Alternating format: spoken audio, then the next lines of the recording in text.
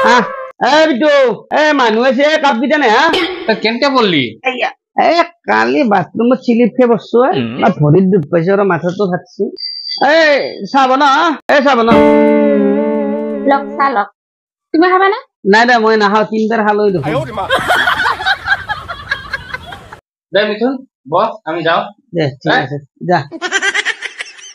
আৰু কিমান মানুহ আহে ওহৰতকে দেখোন চেনি চাপাতত বেছি পইচা গেল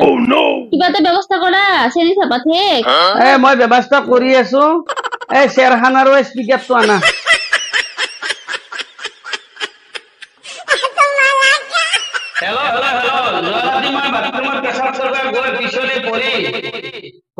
মাথাত দুখ পাইছো মাথাটো অলপমান ফাটছি